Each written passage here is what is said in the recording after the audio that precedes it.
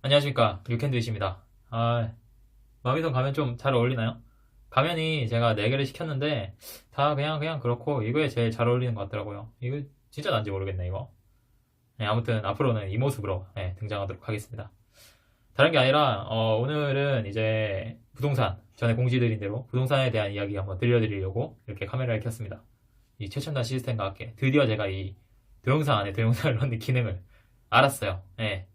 그래서 오늘 할 얘기는 뭐 부동산에 대한 얘기고 뭐 옛날처럼 많이 끊지 않고 제가 컴퓨터를 보면서 말씀을 드릴 거예요. 그래서 제 시선이 여러분들을 향하지 않을 수도 있어요. 그렇기 때문에 그거에 대해서 이해를 좀 부탁드립니다.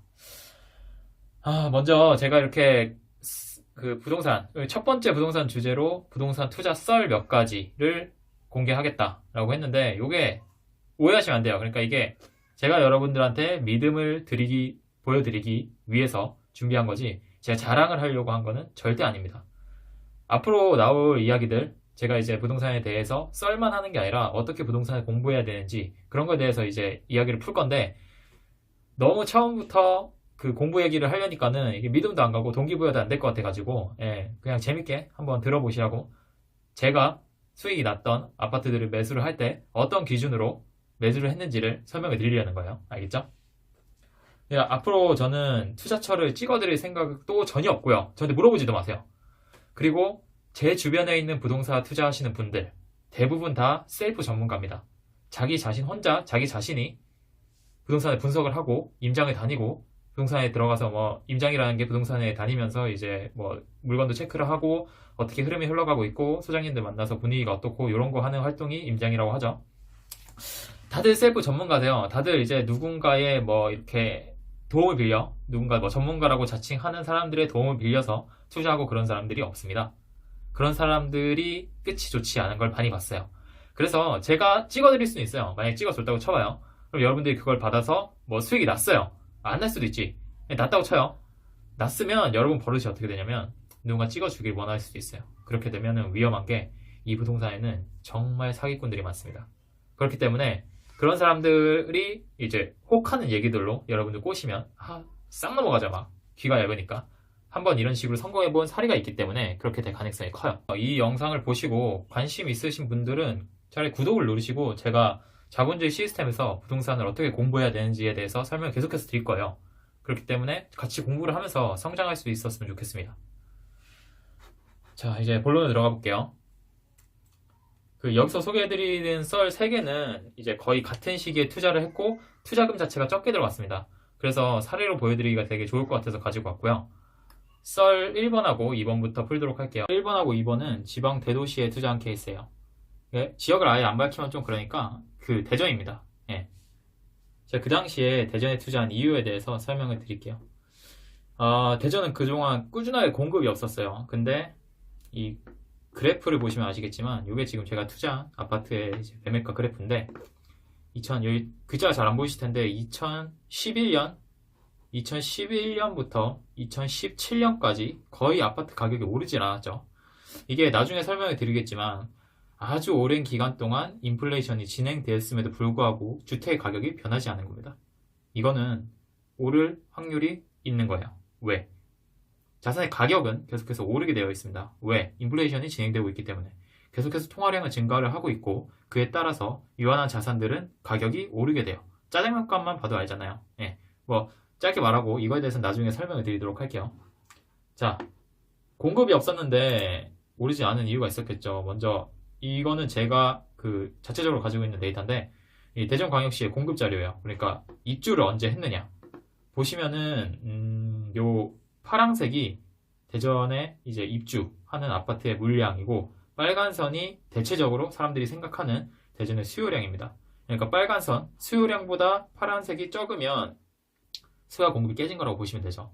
이 현상이 오랫동안 지속이 되면 가격이 오르게 되죠. 이거에 대해서도 나중에 설명을 드리도록 할게요.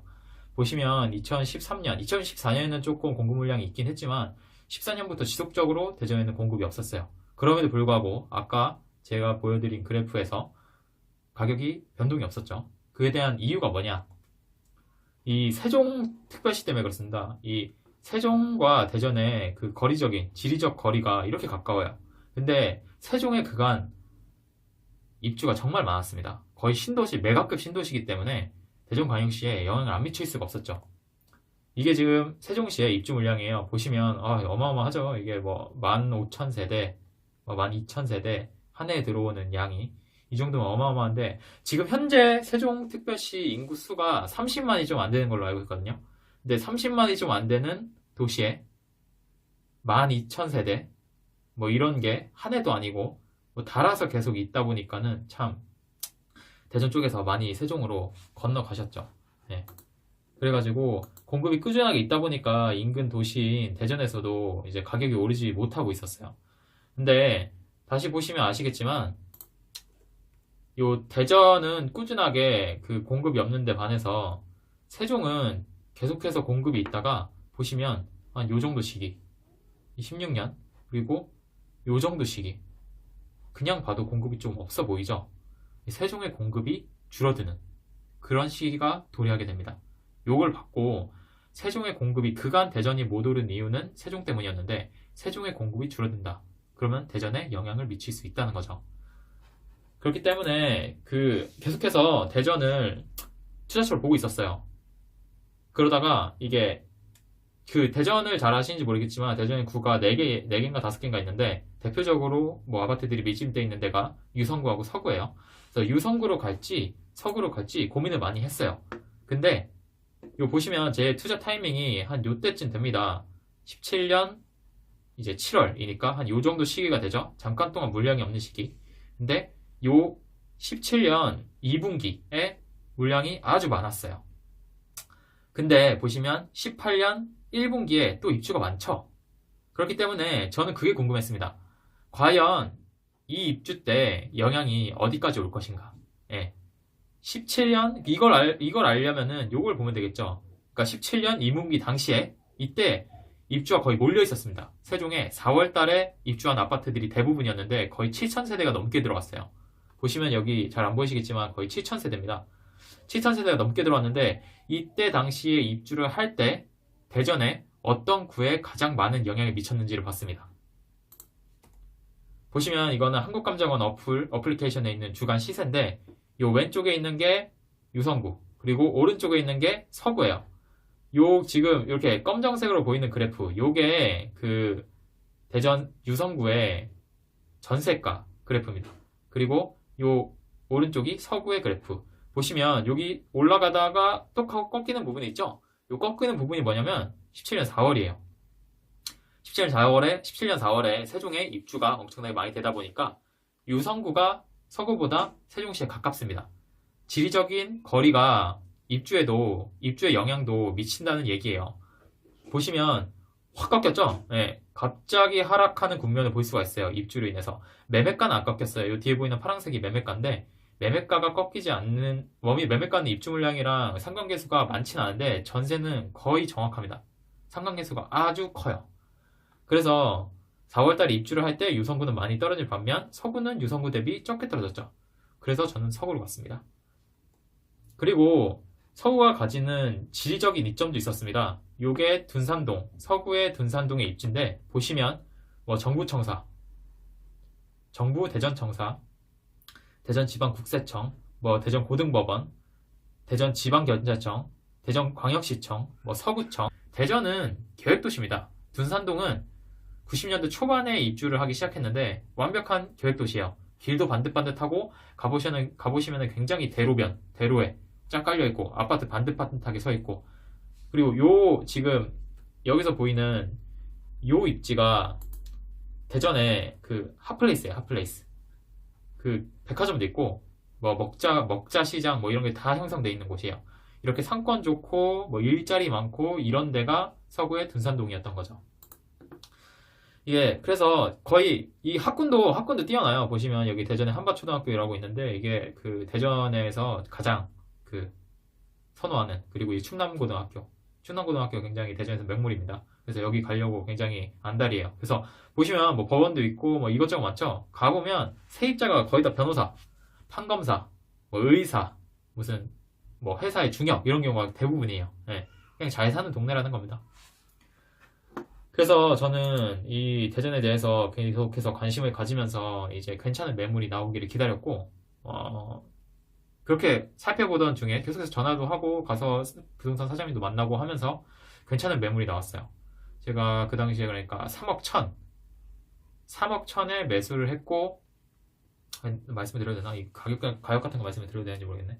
아무튼 38평 정도 되는 규모의 아파트를 3억 1천만 원에 매수를 했고, 이제 수리를 싹 해서 이제 전세를 놨어요. 그래서 투자금이 뭐 수리비용까지 합쳐서 한 2, 3천 정도 들었고, 지금은 이게 한 1억 5천 넘게 올랐습니다. 예, 수익률이 좀 괜찮죠. 이렇게 뭐 금액적으로 바로 말씀드리는 게 옳은 건지 모르겠는데, 그래도 제가 이렇게 말씀을 드려야지 여러분들이 동기부여를 받고 이제 올바르게 제가 재미없는 얘기를 해도 들으실 거 아니에요, 그죠? 예, 그걸 위해서 까는 거니까. 예. 그리고 두 번째 투자썰은 이 바로 옆에 동네예요. 예, 이 옆에 동네에 있는 아파트를 한 달 뒤에 3천만 원 정도, 그러니까는 그때 3억 2천에 매수를 했고 전세를 2억 9천에 놨어요. 예. 그래서 3천만 원 정도가 들어갔고 지금은 한 1억 정도가 올랐네요. 예. 요게 제가 말한 대로 18년도 후반에 세종에 입주 물량이 없으면서 그래프가 터지기 시작했죠. 예. 요게 지금 나와 있는 게 뭐 KB 매매가 시세 그래프가 보통 현실 반영이 좀 늦습니다. 예. 그래서 요게 제가 3억 천에 매수를 했다고 했는데 이 국토거래부 실거래가에 가서 보시면 한 5억 정도에 찍혔죠. 예, 18년 11월 정도에. 예. 예, 제게 좀 그렇게 막 로얄층은 아니고 예, 좀 저층편에 속하다 보니까는 한 1억 5천 정도라고 잡은 거예요. 예. 두 번째 거는 뭐 이렇게 넘어가도록 하고, 이게 제가 매수한 아파트에, 그러니까 호갱노노라는 데가 뭐 아실지 모르겠지만 나중에 다 설명해 드릴게요. 실거래가를 반영을 해서 그래프를 그려준대요. KB랑은 다르죠. KB에서는 4억이라고 찍혀 있는데 보시면은 한 5억 정도에 딱 맞춰져 있죠. 제가 매수한 시점이 한 이 정도 되겠네요. 예. 이게 대장 아파트가 아니에요. 그러니까는 그 지역에서 가장 좋은 아파트가 아니에요. 가장 좋은 아파트는 훨씬 더 치고 나갔습니다. 예. 그 시점도 훨씬 더 빨랐죠. 얘보다. 얘가 얘를 따라간 면도 없지 않아 있습니다. 그 당시에 제가 대전의 아파트를 매수한 이유는 네 가지였습니다. 보시면 첫 번째, 세종의 공급이 역대급으로 작다는 거, 기존과 변화되는 거죠. 두 번째, 광역시 치고 너무 쌌습니다. 이 광역시에 메인 입지에 있는 아파트가 평 1,000만 원 이하라는 게 말이 안 됐어요. 이게 서울 분들은 평 1,000이라고 하면은 그런 아파트가 있어 하겠지만 지방에는 많아요. 근데 광역시의 주요 입지에 있는 아파트는 이래서는 안 된다는 거죠. 아무리 세종시가 있었다고 해도 이건 너무 싸다. 올라야 되는 게 맞다. 인플레이션에 영향을 아예 안 받는 게 말이 안 된다. 그리고 세 번째는 유성구보다 서구가 투자 조건이 훨씬 좋았다는 거예요. 왜? 전세가가 입주에도 흔들리는 게 유성구보다 작았기 때문에. 그리고 네 번째는 둔산지구의 입지적인 가치, 그 가치를 보고 투자를 했습니다. 세 번째 썰도 17년 여름에 매수를 한 건데, 이건 수도권에 있는 40평대 아파트를 매수를 한 거예요. 보시면 이게 매수를 한 이유가 뭐냐면, 여기서도 수요와 공급의 괴리에 대해서 나옵니다. 그러니까 이게 수도권에 한동안 지금 계속해서 소형 아파트 많이 들어보셨죠? 소형 아파트가 인기가 워낙 많다 보니까 건설사에서도 여러 가지 이유로 소형 아파트 분양을 계속하다 보니까 대형 아파트 분양이 거의 없었어요. 그래서 저는 대형 아파트의 공급이 거의 없기 때문에 수요는 어느 정도 존재할 수 있다라고 생각을 하고 투자를 했어요. 근데 그 당시에 어떤 일이 있었냐면 30평대가 너무 오르다 보니까 40평대랑 가격이 만나버린 거예요. 여러분한테 물어볼게요. 같은 가격이에요. 30평대 사실 거예요? 40평대 사실 거예요? 당연히 40평대잖아요. 이게 그때 당시 KB 그래프인데 제가 매수한 시점이 한 이쯤 되죠. 이게 30평대 그래프, 밑에 있는 파란색 그래프가 30평대 그래프고 위에 있는 주황색이 40평대 그래프입니다. 30평대 그래프가 치고 올라가는 시점, 여기가 지금 KB에는 거의 좀 차이가 나는 것처럼 보이는데 실거래가는 거의 붙었습니다. 3억대. 3억, 거의 그냥 3억이라고 보시면 돼요. 30평대도 3억, 40평대도 3억. 그래서 이게 말이 안 된다 해서 그때 당시에 딱 보니까 금매가 있더라고요. 그래서 가서 바로 내고를 하고, 그러니까는 가격을 좀 깎고, 한 1,000만 정도 깎고서 한 2억 9천에 사서 여기가 수리를 조금 하고 한 2억 7,500 정도에 났습니다. 한 1,500에서 1,700 정도 투자금이 들어갔고, 사자마자 한 5천 정도 올랐어요. 그리고 나서 지금도 거의 비슷한 가격에 유지를 하고 있습니다. 이게 조금 요 세 번째 썰은 사실 이게 의아하신 분이 많으실 거예요. 수도권에 있는 40평대 아파트가 3억이면 너무 싼 거 아닌가 할 수 있는데 맞습니다. 이게 되게 싼 편이에요. 수도권 치고는. 그리고 오른 금액도 적죠. 이게 뭐라고 말씀드려야 되지? 9월달 대책이 나오기 전에 서울에 진짜 부동산 거의 광풍이었습니다. 거의 약간 미친 사람들처럼 부동산을 사재끼기 시작했잖아요. 가격도 막 미친 듯이 오르고. 근데 저는 그 열풍에 참여를 안 했습니다. 이유가 뭐냐? 제가 저는 기본적으로 리스크를 정말 두려워하는 진짜 쫄보 중에 쫄보예요. 투자도 하고 사업도 하고 있지만 제가 하는 모든 활동은 이 리스크를 거의 0으로 만들어 놓고 하는 그런 투자 방식을 하고 있습니다.